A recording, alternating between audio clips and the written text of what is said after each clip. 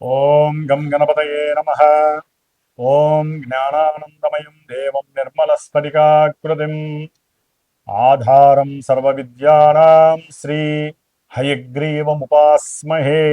హయగ్రీవానుగ్రహ సిద్ధిరస్తు. మీనరాశి వారికి మే 15వ తేదీ నుండి జూన్ 15 వరకు కూడా షష్ఠాధిపతి అయినటువంటి సూర్య భగవానుడు తృతీయ స్థానమైనటువంటి వృషభంలోకి సంక్రమించేటటువంటి ఈ సమయము కొన్ని గ్రహాల యొక్క గతి మార్పు అంటే స్థాన మార్పులు, నక్షత్ర మార్పులు కూడా మీనరాశి వారికి ఎన్నో శుభప్రదమైనటువంటి యోగాల్ని కలుగజేస్తున్నాయి.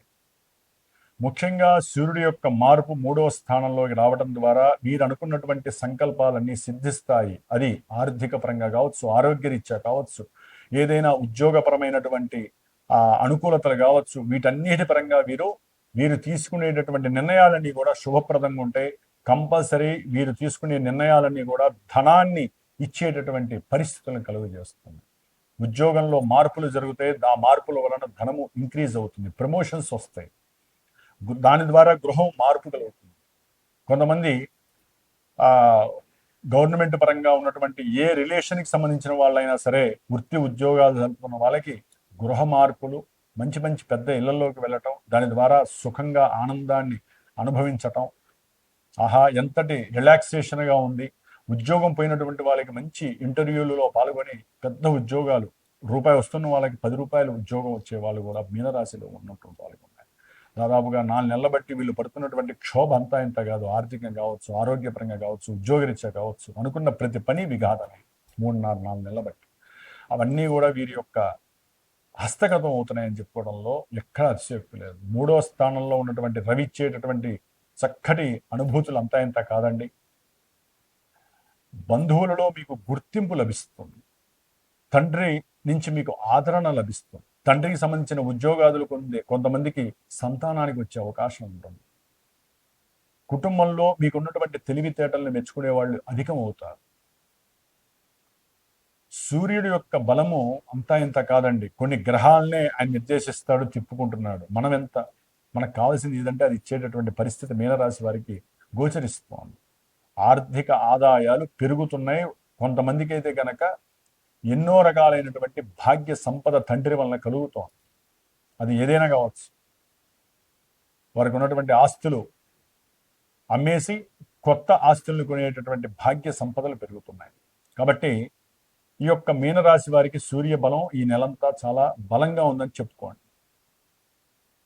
బుధగ్రహము ఆ యొక్క సూర్యుడితో కలిసి మీరు తీసుకునే నిర్ణయాలు కొంత అస్తవ్యస్తం అయిపోయి, ఒక ఉద్యోగానికి పెట్టుకునే వెళ్ళాల్సిన ఇంటర్వ్యూ ఈ బుధుడు ఈయనతో కలిసి ఈ మే 29 వరకు అక్కడ ఉండటం ద్వారా ప్రయాణ పరమైనటువంటి ఆటంకాలు, అనుకున్న సమయానికి వెళ్ళలేకపోవటము, దీని ద్వారా దోషాలు ఏర్పడి ఇందాక సూర్యుడిచ్చే ఫలితాలన్నీ కూడా కొన్ని తారుమారే అవకాశం ఉంటుంది. శని యొక్క దృష్టి, ఏళ్ళనాటి శని కదా వీళ్ళకి, మీనరాశికి జన్మ శని అంటారు. నెత్తి మీద కూర్చున్నాడు మహానుభావుడు. ఆయన దృష్టి పడటం ద్వారా ఇందాక నేను చెప్పిన వాటిల్లో చాలా అవకతవకలు జరిగే అవకాశాలు ఉంటాయి. గుర్తుపెట్టుకోండి. సూర్యుడు బలంగా ఉన్నంత మాత్రాన అన్ని జరిగిపోవండి. సూర్యుడిని చూస్తున్న గ్రహము మనకి ఏలినాటి శనిగా మీనరాశి వారికి జరుగుతున్నప్పుడు ఆయన దృష్టి పరంపరలో వీరు తీసుకునే నిర్ణయాలు చాలా తారుమారైపోయి ఇందాక చెప్పినవన్నీ కొన్ని భస్మావటన అయ్యే అవకాశాలు ఉంటాయి. కాబట్టి చాలా జాగ్రత్తగా ఉండాలండి. గోచారం చెప్పాలన్నా గోచారం వినేవాళ్ళు కూడా చాలా జాగ్రత్తలు పాటించాలి. ఈ నెలాఖరు తర్వాత బుధుడు చతుర్థంలోకి వెళ్ళినప్పుడు గృహయోగాలు కలుగుతాయి. విద్యార్థులకు విద్యాయోగం కలుగుతుంది. చక్కటి అనుకున్న అభీష్టాలు నెరవేరుతాయి.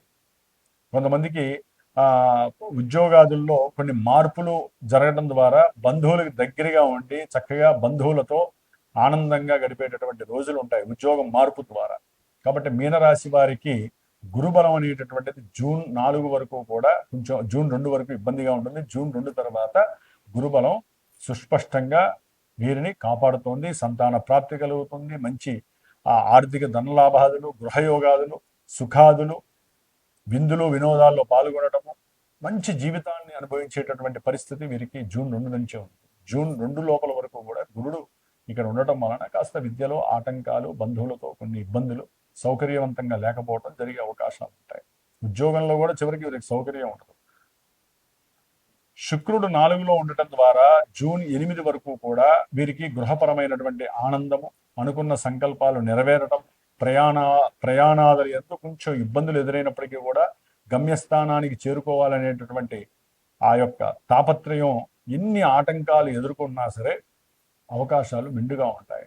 శుక్రుడు కూడా జూన్ 8 తర్వాత 5లోకి గురుడితో వచ్చినప్పుడు ఈ గురు శుక్రుడు యొక్క బంధము కంపల్సరీ సంతాన ప్రాప్తిని అయితే మీనరాశి వారికి కలుగజేస్తోంది. అష్టైశ్వర్యాలు కలుగు చేస్తున్నాయి. కొంతమందికి అయితే కనుక ఉన్న ఉద్యోగాలు పోయే అవకాశం కూడా ఈ యొక్క మీనరాశి వారికి కనిపిస్తోంది. ఎందుకంటే గురుడు 5లో ఉండటం అంత మంచిది కాదు కాబట్టి. కాకపోతే ఆలోచనలు మాత్రం వేరే రకంగా ఉంటాయి. వ్యాపార పరమైనటువంటి ఆలోచనలు పెరుగుతాయి. ఫ్రెండ్స్ యొక్క సహాయ సహకారాలు మన్నలు లభిస్తాయి. ఇట్లా మనకి ఒక దారి క్లోజ్ అయినా వేరే గ్రహం వలన వేరే అనుకూలతలు కలుగుతాయి. 6లో ఉన్నటువంటి కేతు అనుకూలంగా ఉన్నాడు, చక్కటి ఉద్యోగ స్థితులను కలుగజేస్తున్నాడు. 12లో ఉన్నటువంటి రాహు మాత్రం మానసిక అప్రశాంతతలు, అనుకున్న పనులు కాక డిసప్పాయింట్మెంట్స్ కలుగుతూ ఉంటాయి. స్నేహితుల యొక్క మోసం తట్టుకోలేక ఇప్పటికీ ఆ యొక్క ట్రాన్స్ నుంచి బయటికి రాలేక, జన్మరాశిలో ఉన్నటువంటి శని అనుకున్న ప్రతి కార్యక్రమం ఆలస్యము, అబద్ధాలు, ఎప్పుడూ అబద్ధాలు ఆడిన వాళ్ళు అబద్ధాలు ఆడటం, అనుకున్న పనులు ముందుకు వెళ్ళక ఇబ్బందులు పడటము, వివాహ వ్యవస్థలో పూర్తిగా పతనం అవటము, భార్యాభర్తల మధ్య ఆ ఎడబాటు అనేటటువంటిది వాళ్ళకి జీవితంలో ఎన్నో నష్టాలు అన్నీ ఉన్నా కూడా కష్టంగానే మారుతుంది కొంతమందికి అయితే కనుక. విదేశాలలో ఉన్నటువంటి వాళ్ళకైతే కనుక చదువుకున్న వాళ్ళకి ఇబ్బందులు పడుతూనే ఉంటారు ఇప్పటికీ కూడా. అసలు స్వదేశానికి వచ్చేయాలని ఆలోచనలు కొంతమంది వచ్చే అవకాశాలు కూడా ఉంటాయండి. ఆలోచనలు మారిపోతూ ఉంటాయి గురుడిలో. కాబట్టి వీరి యొక్క మీనరాశి వారికి మరి కుజుడు ద్వితీయంలోకి మారుతున్నాడు కాబట్టి ఆర్థికంగా బాగుంటారు. పితృ భాగ్య సంపద కలుగుతోంది. అట్లాగే అనుకూలమైనటువంటి కాలంగా వీరిని భావించాలి. అయితే భార్యాభర్తల యొక్క అనుబంధ విషయాల్లో మాత్రము కుటుంబంలో కొంచెం స్పర్ధలు కలగడానికి, అనవసరమైనటువంటి కోర్టుల దాకా వెళ్లకుండా చూసుకోండి. వెళ్ళే అవకాశం కుజుడు ఇస్తున్నాడు, జాగ్రత్తగా ఉండండి. తండ్రి యొక్క ఆరోగ్యరీత్యా కూడా కొంచెం జాగ్రత్తలు తీసుకోవడానికి ప్రయత్నం చేయండి. ఏదైనా సరే పితృభాగ్య సంపద మిమ్మల్ని వరిస్తోంది మీనరాశి వారిని. మీరు ముఖ్యంగా ఇవి వినేసి అందరూ కూడా మాకు మంచి జరుగుతోందని కొంతమంది అనుకుంటారు. కొంతమంది గురువు గారు మాకు శని పడితే ఇంక మీకు శని దశలు నడుస్తున్నాయండి, శని పట్టింది అంటారు. శని దశలు శని ఎందుకు పడుతుందని, మీకు శని జన్మరాశిలో ఉన్న వాళ్ళకి కొంతమందికి యోగాలు ఇస్తుంది. ఎందుకని మీనరాశి వారికి యోగం ఎందుకు వస్తుంది? కొంతమందికి పెట్టుబడులు పెట్టి కొంతమంది విదేశాల్లో విపరీతమైనటువంటి ధనాన్ని ఎందుకు ఆర్జిస్తున్నారు? ఫ్రెండ్స్ వలన ఎందుకు రానటువంటి డబ్బులు కూడా మొండి బకాయిలు ఎందుకు కొంతమందికి వచ్చినాయి? జన్మ జాతకము, date of birth, time, place ఉంటే మీ జన్మ జాతకంలో ఆ సమయంలో ఉన్న గ్రహాలు అట్లాగే ఇప్పుడు నడుస్తున్న దశలు అంతర్దశలు మీకు యోగిస్తే ఈ యొక్క ఉత్పాతాలన్నీ కూడా తగ్గుతాయి. ఆ గ్రహాలు గనక ఇప్పుడు సరైన ప్రదేశాల్లో ఉంటే కొంతమందికి పెళ్ళిళ్ళు అవుతాయి, కొంతమందికి విద్యలో ఉన్నతమైనటువంటి యోగాలను ప్రసాదిస్తాయి. విదేశాలకు వెళ్ళే వాళ్ళు విదేశాలకు వెళ్తారు జరగని వాళ్ళకి. మరి జన్మరాశిలో శని ఉంటే వెళ్ళనివ్వడుగా, కొంతమందికి వెళ్ళే అవకాశం ఉంటుంది.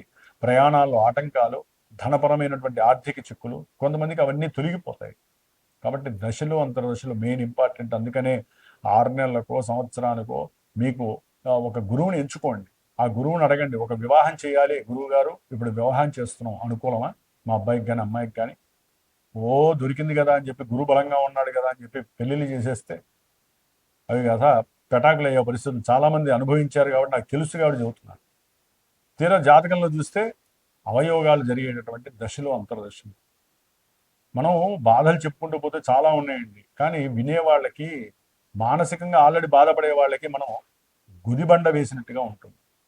అదే జన్మజాతకం అనుకోండి, వాళ్ళకు ఒక హోప్ వస్తుంది. ఓకే, ఒక 4 నెలల తర్వాత మనకి అంతర్దశ మారుతుంది కాబట్టి మనం అనుకున్న పనులు అవుతాయి. 4 నెలలు దైవారాధనలు చేసుకోండి. ఇంకా కఠినంగా ఉంది, గురువు చెప్పినటువంటి ఏదైనా ఒక జ్యోతిష్కుడు గురుడు చెప్పినటువంటి దాని ప్రకారం, అమ్మ ఈ హోమం చేసుకోవాలి, అమ్మ ఈ జపం చేయండి, లేదా మీరు ఈ స్తోత్రం చదవండి, లేదా బ్రాహ్మణ ఆశీర్వచనం తీసుకోండి, బ్రాహ్మడికి స్వయంపాకం ఇవ్వండి, బ్రాహ్మడికి భోజనం పెట్టండి. ఇట్లా ఎన్నో ఉన్నాయండి. మనకున్న పిండి కొద్దీ రొట్టె, మనకున్న సమస్యకి తగ్గ పరిష్కారం ఆ గురువు చెప్పే స్థితిని బట్టి ఉంటుంది. ఆశించే గురువు ఉంటాడు, మీకు మంచి జరగాలని ఆశపడే గురువు ఉంటాడు. అది మీరు ఎంచుకునే స్థితిని బట్టి ఉంటుంది. అందుకని సరైన గురువు అన్నాను. కాబట్టి జ్ఞానం ఉంటే కాదండి, జ్ఞానంతో పాటుగా మీరు బాగుండాలని కోరుకునేటటువంటి గురుతత్వం కూడా ఉండాలి. కాబట్టి మీనరాశి వారు ఉన్నంతలో శుభప్రదమైనటువంటి గ్రహస్థితి ముందు ముందు కనిపిస్తోంది. మరి మీ జాతకం ఉన్నదాన్ని బట్టి మీకు యోగమా అవయోగమా అనేది మీ జాతకమే తెలియజేస్తుంది. కాబట్టి మీరు మీ సనాతన ధర్మాన్ని మనం కాపాడుకుందాం, వృక్షాలని రక్షిద్దాము, ఎక్కడో అక్కడ మొక్కల్ని పెంచుదాము, ఎప్పుడు ఏదో దైవపరమైనటువంటి పూజలు పునస్కారాలు అభిషేకాదులు హోమాదులు చేయించుకుంటూ మనకి మనం ఆనందంగా ఉంటూ వాటి ద్వారా వచ్చేటటువంటి వైజ్ఞానిక లక్షణాలతో కూడినటువంటి ఆ పొగ వలన కూడా మనకి వర్షాలు పడతాయి.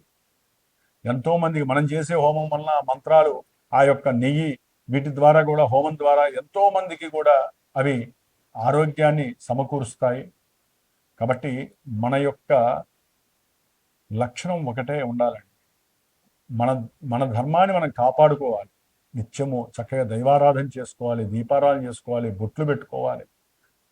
ముఖ్యంగా స్త్రీలు కొంచెం జాగ్రత్తగా ఉండండి. మన ధర్మంలో ఉన్నవాళ్ళు మన ధర్మం వాళ్ళనే వివాహం చేసుకోండి. అనవసరమైన దారి వైపుకి వెళ్ళి బాధలను నెత్తి మీదకి తెచ్చుకొని లేనిపోని సమస్యలు ఇబ్బందులు మాత్రం పడకండి. ధర్మో రక్షతి రక్షితః. ఓం నమః శివాయ.